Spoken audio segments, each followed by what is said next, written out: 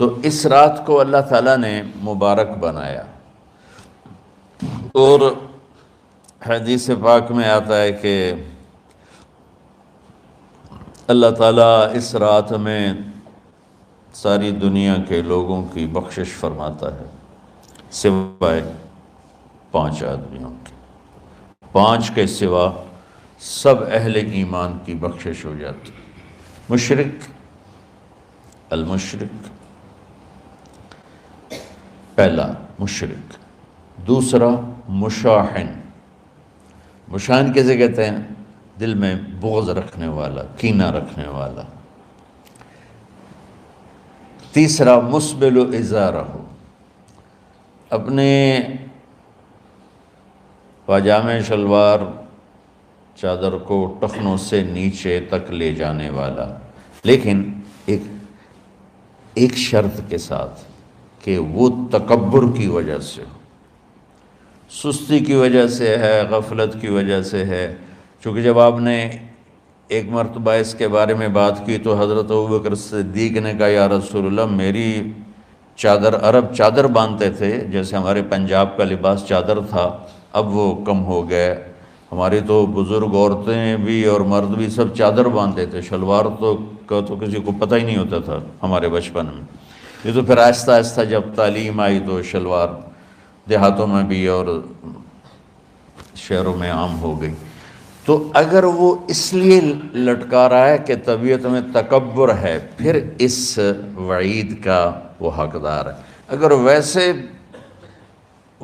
اس کی نیچے جا رہی ہے تو میرا مالک ایسا، وہ تو ہے ہی رحیم و کریم، ہے ہی رحیم و کریم، ہے ہی رحیم و کریم، صرف شلوار نیچے لٹکانے سے وہ اتنی شدید سزا دے۔ اگر اس کے پیچھے تکبر ہے، پھر ہے یہ، تکبر نہیں ہے تو انشاءاللہ وہ اس سے محفوظ ہوگا۔ تو اپنی چادر کو لٹکانے والا، لیکن بشرط تکبر۔ کتنے ہو گئے؟ عاق لوالدیہ، ماں باپ کا نافرمان، نافرمان ایسا کہ دکھ دینے والا۔ چھوٹی موٹی اونچ نیچ تو ہر بچے سے ہو جاتی ہے، نہیں، جن نے والدین کو ٹکڑے ٹکڑے کر دیا ہو اور ان کو دکھ دے دے دے دے کے ان کا سینہ چیر دیا ہو، چونکہ آپ کہتے ہیں پرزے پرزے کرنا کسی چیز کی، تو اپنے دکھ دے کر، اپنی بدتمیزی کے ساتھ اس نے ماں باپ کا دل زخمی کر دیا ہو، ایک یہ نہیں معاف ہوتا۔ 5واں مدمن خمر، مسلسل شراب پینے والا، مستقل جو شراب کا عادی ہو۔ ان 5 کو مؤخر کر دیا جاتا ہے۔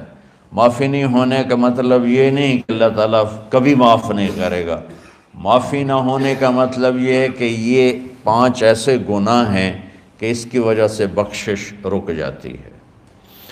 اگر وہ شرک سے نکل آئے، وہ کینہ سے نکل آئے، وہ تکبر سے نکل آئے، وہ والدین کی نافرمانی سے نکل آئے، شراب چھوڑ دے، تو ان کی بھی بخشش ہو جاتی۔ جب کوئی توبہ کرے گا فوراً بخشش ہو جائے گی۔ نہ 15 شعبان کی ضرورت ہے، نہ لیلۃ القدر کی ضرورت ہے، نہ بیت اللہ جانے کے ساتھ توبہ کی شرط ہے۔ جہاں بھی وہ بیٹھ کے توبہ کرے گا، جس لمحے میں کرے گا، اسی وقت اس کی توبہ قبول ہوگی اور اللہ اس کے پچھلے سارے گناہوں کو معاف فرما دے گا۔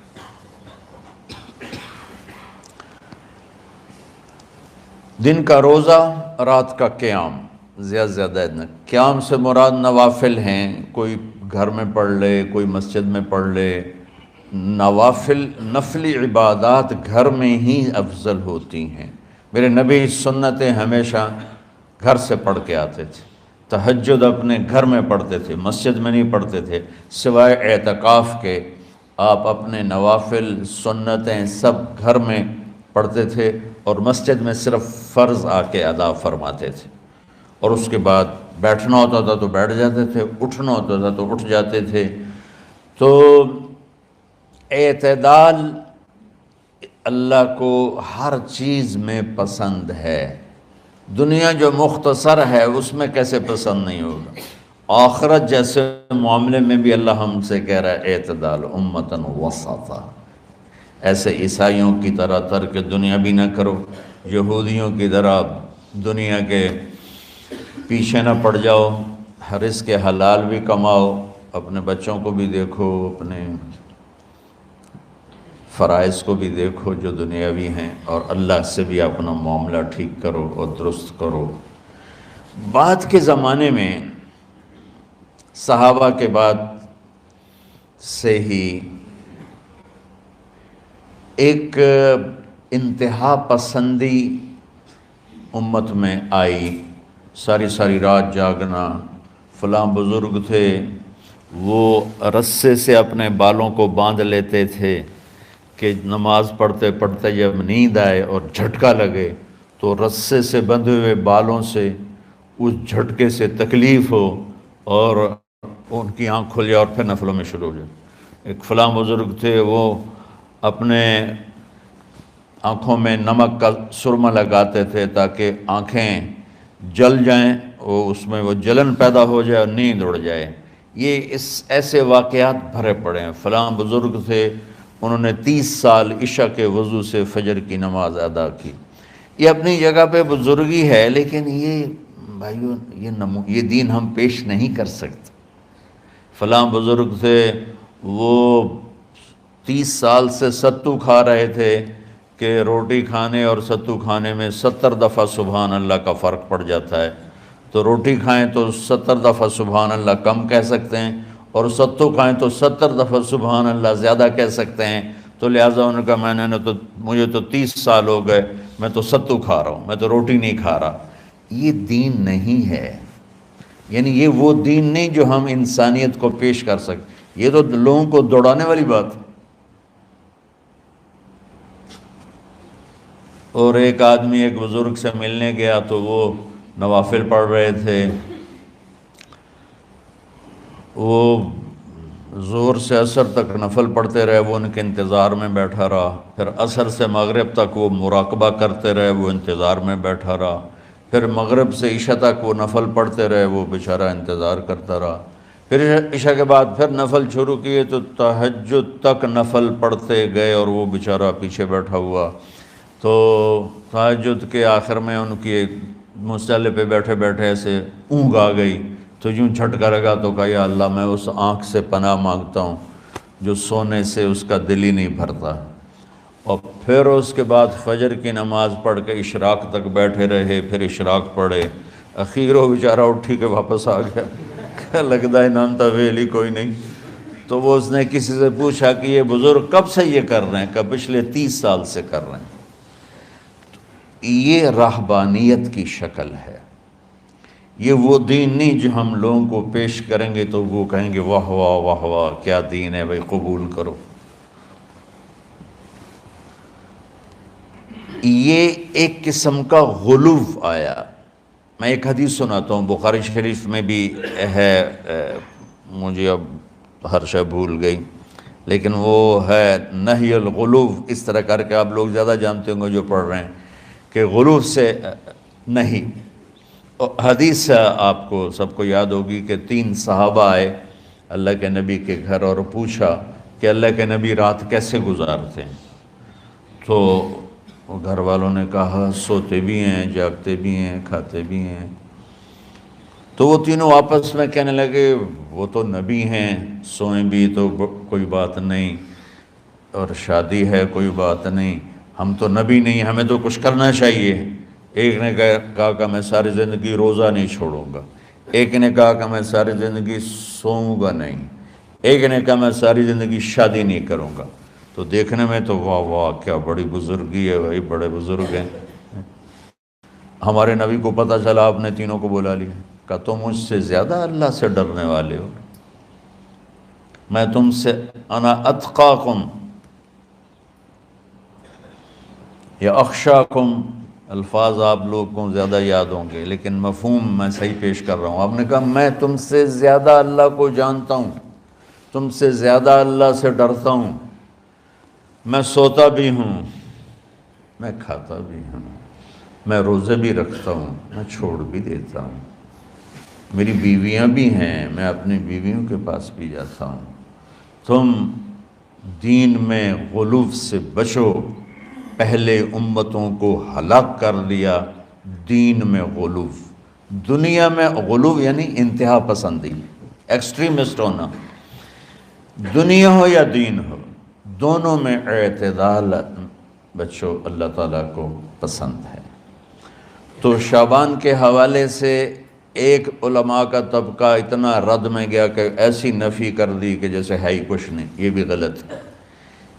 ایک طبقہ وہ ہے جو پتہ نہیں کیا کچھ کرتا ہے شب برات کے نام پر، وہ بھی غلط۔ ساری حدیثوں کو ملا کر روزہ اور رات کا قیام، کہ رات کو اٹھ کے کچھ اللہ کو یاد کر لو۔ اب اس آیت میں بعض مفسرین سے غالباً بھول ہوئی، حامیم والکتاب المبین انا انزلناہ فی لیلۃ مبارکۃ انا کنا منذرین فیہا یفرق کل امر حکیم امرا من عندنا انا کنا مرسلین۔ یہ لیلۃ القدر ہے، انا انزلناہ فی لیلۃ مبارکۃ، یہاں دوسرا لیلہ مبارک رات میں ہم نے قرآن کو اتارا۔ دوسری آیت کو جوڑو، انا انزلناہ فی لیلۃ القدر، ہم نے قرآن کو لیلۃ القدر میں اتارا۔ تو وہ آیت اس آیت کا ترجمہ کر رہی کہ لیلۃ مبارک سے مراد لیلۃ القدر ہے، 15 شعبان نہیں۔ لیکن بعض مفسرین جو بڑے لوگ ہیں، لہذا ہم سب کا ادب احترام کرتے ہیں، لیکن رائے کا اختلاف وہیں بڑے علماء میں ہی ہے، تو اسی کو میں آپ کے سامنے نقل کر رہا ہوں، کوئی اپنی رائے نہیں دے رہا ہوں۔ تو ان سے یہ صاف ہو گیا کہ انہوں نے اس کو 15 شعبان بنا دیا۔ یہ 15 شعبان کی رات نہیں ہے، یہ لیلۃ القدر ہے، کہ جس میں وہ پورے سال کے احکام اعلان کر دیے جاتے ہیں، وہ شب قدر ہے۔ اس میں بھی معافی ہوتی ہے، اس میں بھی معافی ہوتی ہے، لیکن شب قدر تو قرآن سے صحیح احادیث سے ثابت ہے، اور شعبان کی رات ضعیف حدیثوں سے ثابت ہے، لیکن کثرت حسن لغیرہ اور امت کا عمل اس میں بہت بڑی گنجائش پیدا کرتا ہے۔ تو جو بچہ روزہ رکھنا چاہے ضرور رکھے، جو رات کو اٹھنا چاہے ضرور اٹھے، لیکن وہ اتنا نہ اٹھے کہ صبح سبق میں سویا پڑا ہو۔ تو ایسی عبادت نہیں چاہیے کہ آپ اپنے طلب علم جو فرض ہے اس میں آپ سوئے پڑے ہوں، تو تمہارے خراٹوں سے سبق بھی متاثر ہو رہا ہو۔ تو اعتدال بچوں، ہر چیز میں اعتدال، اور کسی سے گلہ ہے، غصہ ہے، ناراضگی ہے، کسی سے بولتے نہیں ہو۔ ابھی سے شعبان آ چکا ہے، آپ شعبان سے رمضان کی تیاری شروع فرما دیتے تھے، تو اس کی تیاری کیا ہے؟ وہ دلوں کو صاف کرو، معاف کرو، معافی مانگو، تمہارا قصور نہیں پھر بھی معافی مانگ لو، دلوں کو صاف کرو، اور اللہ سے سخاوت مانگو، کہ اللہ کو سخی بھی پسند ہے اور صاف دل والا بھی پسند ہے۔ تو انشاءاللہ اگر اس طرح آپ کی تعلیمی سرگرمیاں بھی رہیں اور رمضان کا روزہ بھی ہوا اور دل صاف بھی ہوا، تو انشاءاللہ اللہ آپ کے دل کو ایمان اور علم کے نور سے بھر دے گا۔ سارے بچے اس کی نیت کرتے ہو نا؟ اللہم لک الحمد کما انت اہلہ فصلی علی محمد کما انت اہلہ۔ ہمارے اسباب و وسائل میں بہت کمی آ رہی میرے مولا، اپنی قدرت سے اپنے اس ملک کے لیے رزق کا، ہدایت کا دروازہ کشادہ فرما۔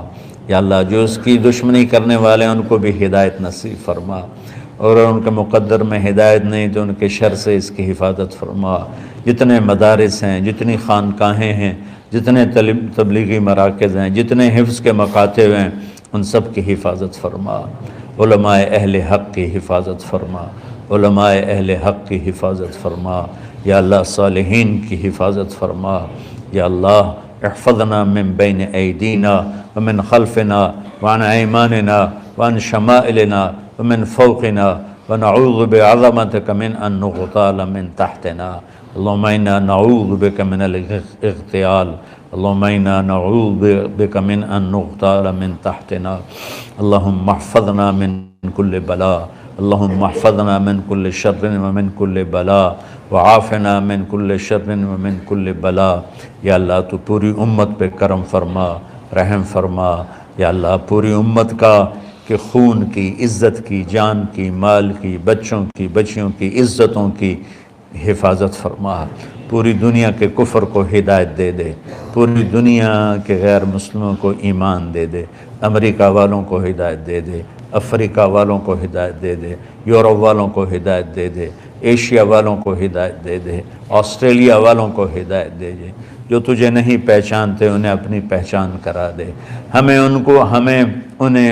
ہمیں تو ذریعہ بنا لے ان تک اپنا پیغام پہنچانے کا اور تیرا تعارف کروانے کا تو ہماری زندگی اس کے لیے قبول فرما لے ان بچوں کو قبول فرما لے انہیں ہدایت کے چراغ بنا ہدایت کے سورج بنا ان کو ان کے والدین کو دنیا اور آخرت کی ہر خیر نصیب فرما ان پڑھانے والوں کو اس میں کام کرنے والوں کو دنیا اور تمام شاخوں میں پڑھنے والے پڑھانے والے خدمت کرنے والے کام کرنے والے ان کے بچوں کی حفاظت فرما ان کی دنیا بھی بھلی فرما ان کی آخرت بھی بھلی فرما اور یا اللہ امت کے جوڑنے کا کہ مدرسۃ الحسنین کو ذریعہ بنا دے امت کو جوڑنے کا مدرسۃ الحسنین کو ذریعہ بنا دے یا اللہ جو ایمان پہ تیری بارگاہ میں پہنچ گئے ان کے درجے بلند فرما ان کی قبریں روشن فرما ہم جو پیچھے آ رہے ہیں میں عافیت والی صحت والی سہولت والی زندگی دے اور ایمان والی موت عطا فرما یا اللہ امراض والی موت سے بچا ہسپتالوں والی موت سے بچا اغتیال والی موت سے بچا عافیت سلامتی والی ایمان کے ساتھ اپنی رضا کے ساتھ ہماری واپسی یا اللہ مقدر فرما یا اللہ جو بیمار ہیں جو بچے بیمار ہیں جو اساتذہ بیمار ہیں یا اللہ میں بھی تیرا حقیر فقیر بندہ بیماری میں چل رہا ہوں ہم سب کو صحت شفا کامل نصیب فرما صحت شفا کامل نصیب فرما یا اللہ صحت شفا کامل نصیب فرما یہ جو نکاح ہوا ہے ان میں بھی یا اللہ جان بین میں برکت نصیب فرما اور محبت نصیب فرما یا اللہ ہم سب سے راضی ہو جا توفنا مسلمین والحقنا بالصالحین غیر خزایا ولا مفتونین انک علی کل شیء قدیر ربنا آتنا فی الدنیا حسنہ وفی الآخرۃ حسنہ وقنا عذاب النار وصلی اللہ تعالی النبی الکریم آمین برحمتک یا